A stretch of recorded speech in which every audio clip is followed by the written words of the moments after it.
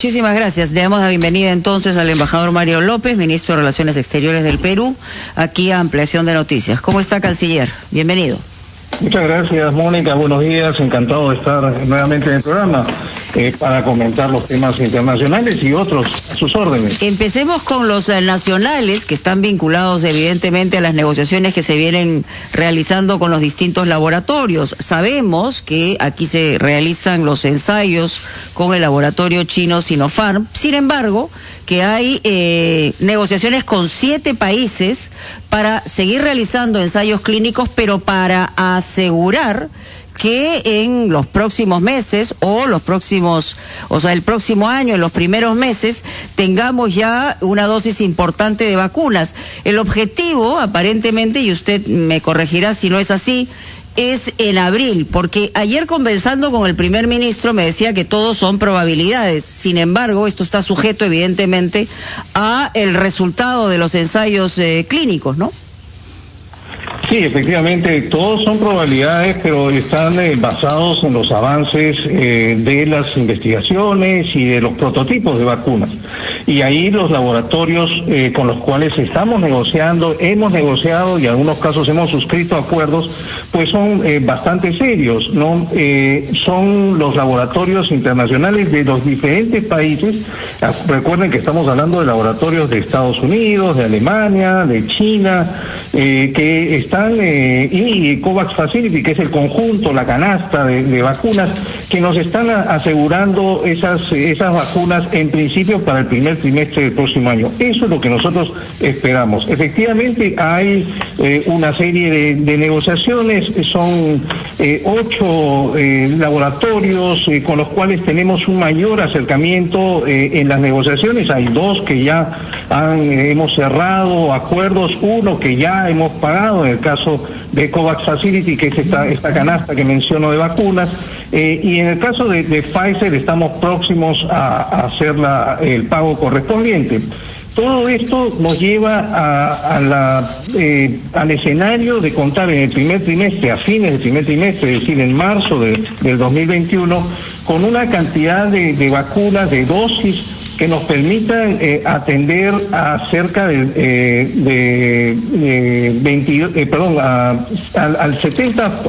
30% de la población peruana. ¿Por qué menciono esto? Porque estamos en los escenarios del primer trimestre incluyendo básicamente a el personal que está en primera fila, policías, militares, médicos.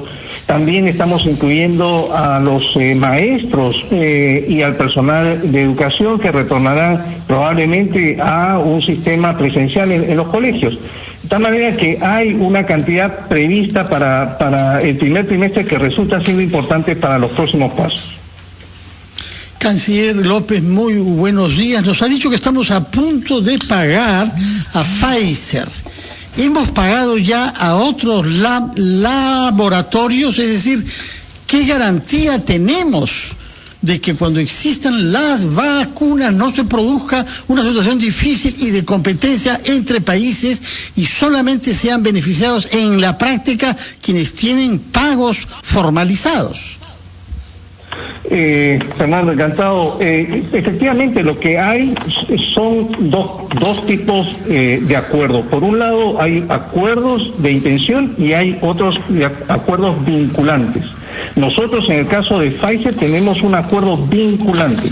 ¿Qué significa? Que hay una obligación de cumplirlo. Y el siguiente paso es el pago del adelanto por esas vacunas. Hemos pagado, sí, ya hemos hecho un pago a COVAX Facility y está pendiente el pago de Pfizer, que probablemente sea ahora a mediados de noviembre.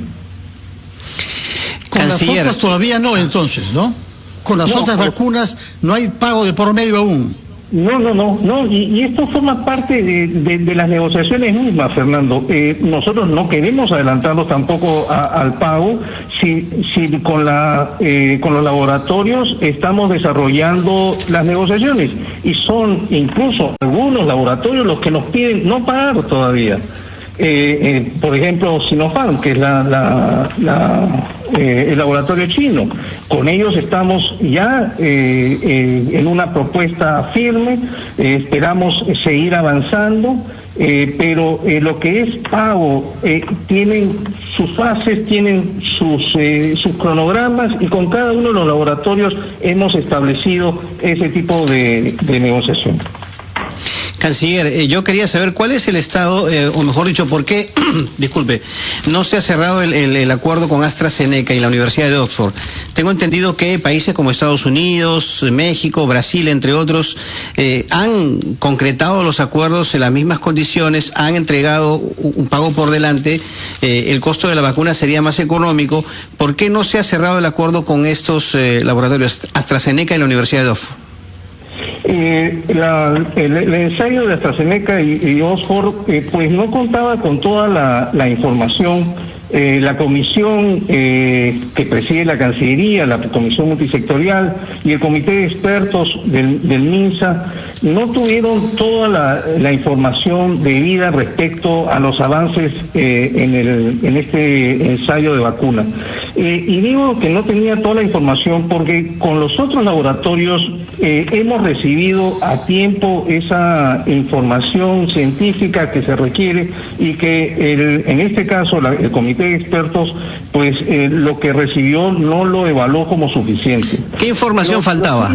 Sí hay que decir, Carlos, que en América Latina el único país que ha suscrito es México, y tiene sentido porque en México se va a producir la vacuna de AstraZeneca Oxford, con lo cual no hay otro país en América Latina que haya cerrado acuerdos o que haya firmado estos acuerdos vinculantes, y menos pagado. Sí, antes de ir a la pausa, canciller, voy a dejar la pregunta planteada, pero usted sabe que el fútbol no solamente es importante para los hinchas, más cuando hay eliminatorias, dicen que es lo más importante de lo menos importante, pero en todo caso, el futbolista italiano Gianluca Lapadula, que es hijo de peruana, aparentemente, por la información que existe, ya habría comenzado en el consulado peruano el trámite para obtener su DNI. Esto, evidentemente, con miras a la posibilidad de integrar el seleccionado. Luego de la pausa me responderá si esto es así o no. Le agradecemos mucho su presencia aquí en Ampliación. Volvemos.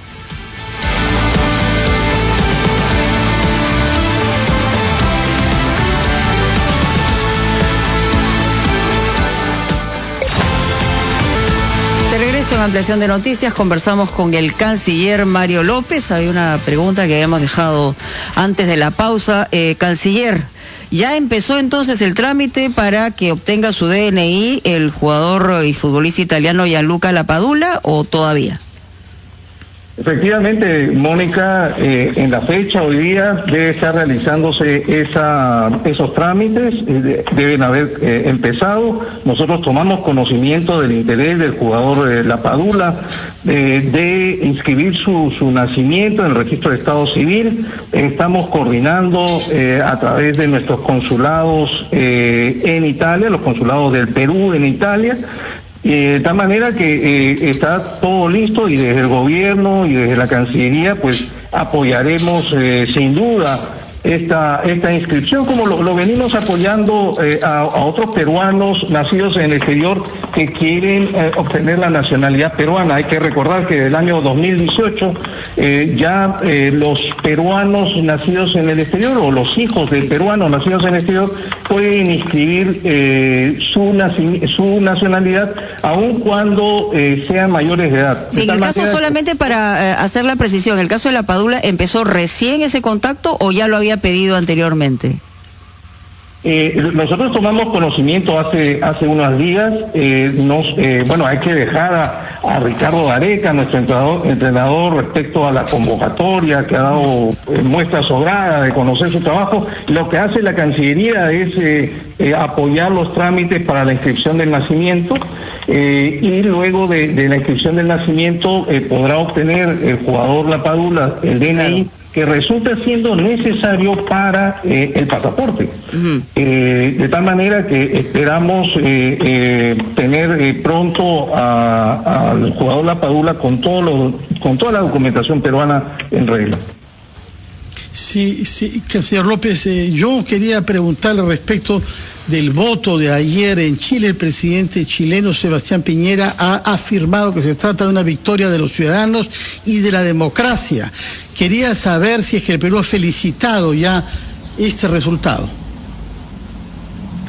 Sin duda, no solamente hay que felicitar, sino reconocer lo que ha sido este plebiscito constitucional, la aprobación con más del 78%, de la convocatoria hacia una convención constitucional en Chile, hacia una asamblea constituyente como la conocemos nosotros, que resulta siendo este plebiscito histórico, en tanto que va a haber un cambio en la norma constitucional, en la norma máxima de Chile, como resultado de una solución a la crisis política que ha vivido el hermano país de Chile. De tal manera que resulta siendo también histórico el hecho de que se haya establecido que esa asamblea constituyente cuente con 155 miembros, mitad hombres, mitad mujeres, ¿no? Y con un porcentaje de participación de las poblaciones indígenas. Yo quisiera anotar, Fernando, que conforme a la normativa chilena, un grupo de peruanos, 138.000 peruanos se inscribieron para poder participar en el plebiscito de ayer. Y creo que esto resulta siendo importante. Los extranjeros allá en Chile pueden participar en este tipo de plebiscitos. La comunidad peruana ha sido la más numerosa en cuanto a participación, y creemos que resulta siendo también un aporte de Perú en esta salida constitucional a la crisis chilena. Canciller, el cambio de constitución en Chile va a implicar, y eso ha sido parte de los reclamos de las protestas sociales de octubre del año pasado, también una orientación en cuanto a política económica.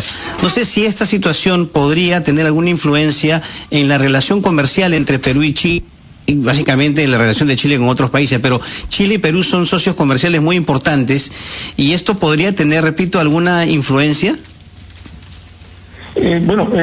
Será la Asamblea Constituyente la que defina el nuevo marco constitucional, y por supuesto habrá un capítulo dedicado a la economía, y serán los chilenos los que establezcan esos nuevos rumbos, de ser el caso, o la reafirmación de una política estable que le ha dado a Chile una economía con proyección. Pero dejemos que sean los constitucionalistas o los constituyentes chilenos los que definan cuál va a ser el rumbo económico de Chile a partir de la Constitución. Hay que señalar, anotar también que las elecciones para elegir a los constituyentes se realizarán el 11 de abril del próximo año, justo en la misma fecha. El mismo día. Tendremos elecciones en el Perú. ¿Y el nivel de la relación comercial en estos momentos entre Chile y Perú, cómo está? Es muy estrecha. Recuerden que somos de los principales socios, no solamente a nivel bilateral en el intercambio económico comercial, sino también a nivel de los mecanismos de integración económica, llámese Alianza del Pacífico. De tal manera que existe una relación muy estrecha, unas muy buenas relaciones diplomáticas entre los dos países. Vamos a Bolivia, de Chile a Bolivia, solamente para hacer una precisión, internacional, pero cercana a nuestro país. Regresa el MAS de Evo Morales al gobierno con Luis Arce, ha sido ministro de Economía en ese régimen. ¿Cómo son las relaciones en términos políticos con Bolivia y en términos económicos también?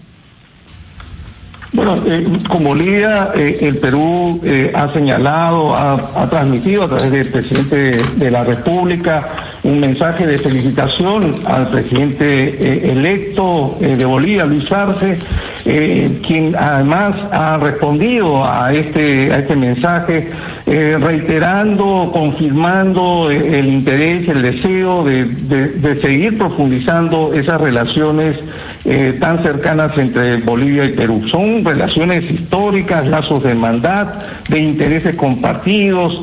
Hay una especial incidencia en la región del altiplano, en esos vínculos y esa integración fronteriza, de tal manera que hay una agenda importante que vamos a continuar. Recuerden que tenemos una autoridad común del lago Titicaca, estamos también desarrollando acuerdos sobre la gestión de recursos hídricos compartidos, hay una cooperación en materia de hidrocarburos, de comunicaciones y un comercio muy vivo, un comercio bilateral, un comercio transfronterizo que resulta siendo muy importante para los dos países.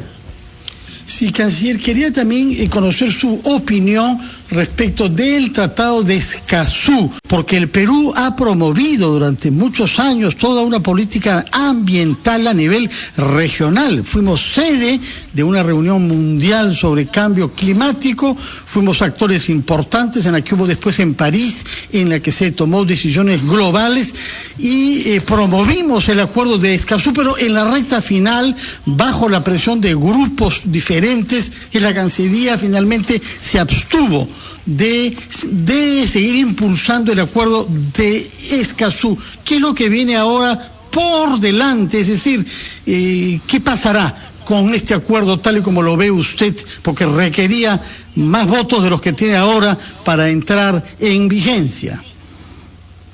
Fernando, hay que recordar que el gobierno, el Ejecutivo, presentó al Legislativo el acuerdo de Escazú para su aprobación y su posterior ratificación. Eso significaba que desde el Ejecutivo estábamos de acuerdo en el acuerdo de Escazú, estamos conformes con Escazú. Ha sido más bien el Legislativo el que bajo sus competencias, y ahí respetamos por supuesto las funciones del Ejecutivo, que a través de la Comisión de Relaciones Exteriores han señalado de que no sería aprobado el acuerdo, al menos en esa instancia, conforme a los procedimientos.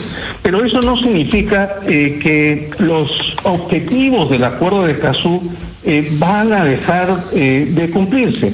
El Perú, y usted lo ha señalado bien, Fernando, es muy respetuoso sobre el tema ambiental, y recordemos que desde la Cancillería, desde el Ministerio del Ambiente también señalábamos de que el acuerdo no generaba nuevas obligaciones desde la perspectiva ambiental, y más bien lo que resultaba del acuerdo de Escazú era el reforzamiento de nuestros compromisos en el plano internacional.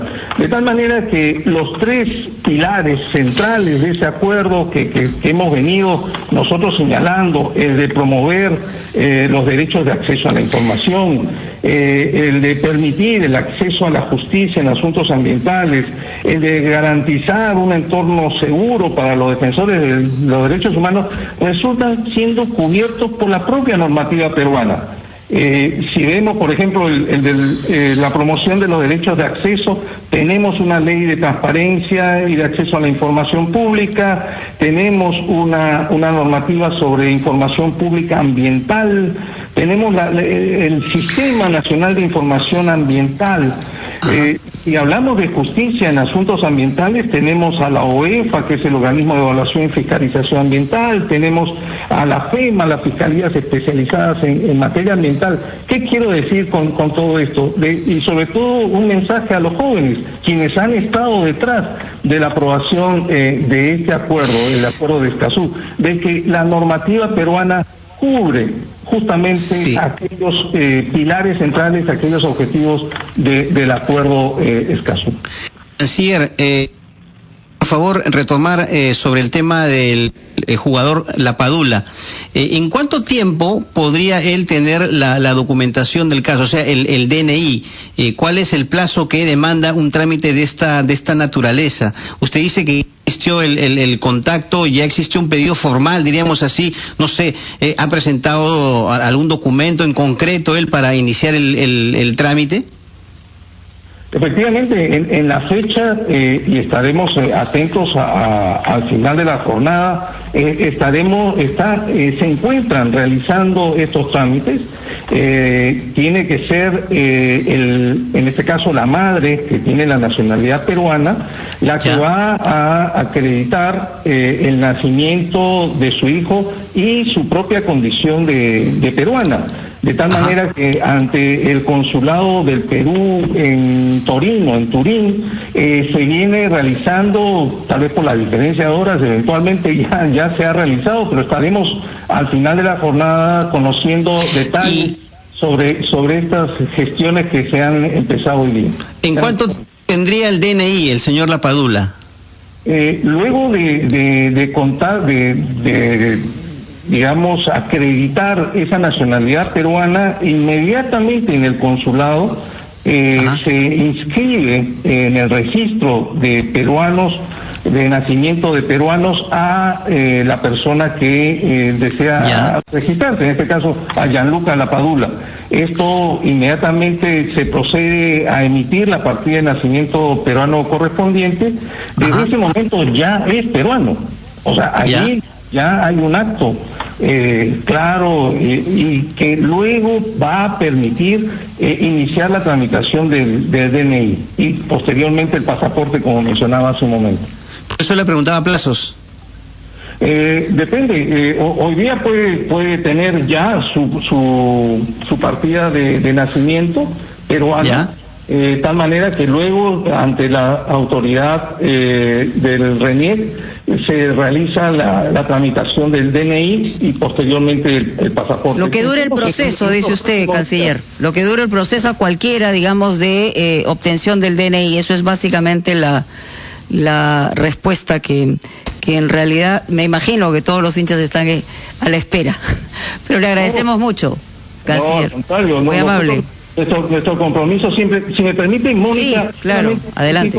Porque habíamos empezado la conversación justamente con la vacuna. Así es. Y yo quisiera reforzar esa idea de los requerimientos del Perú en mejorar sus capacidades en ciencia, en tecnología, en innovación. Tenemos una vacuna peruana que requiere apoyo. Nosotros desde la Cancillería desarrollamos una diplomacia científica que busca justamente reforzar, apoyar mediante la cooperación técnica internacional a todo este conjunto, a todo este ámbito de la ciencia, la tecnología, la innovación, y creemos que habría que poner en la agenda la necesidad de reforzar al CONCITEC. Allí está Fabiola León Velarde, nuestra doctora, haciendo un excelente trabajo, pero necesitamos avanzar aún más. No sé, tal vez la creación de un ministerio de ciencia, tecnología, innovación y eventualmente añadir el tema digitalización podría ser en el corto plazo una necesidad. Muy bien, muy importante. Gracias, canciller, por estar con nosotros en Ampliación de Noticias. Una pausa y regresamos.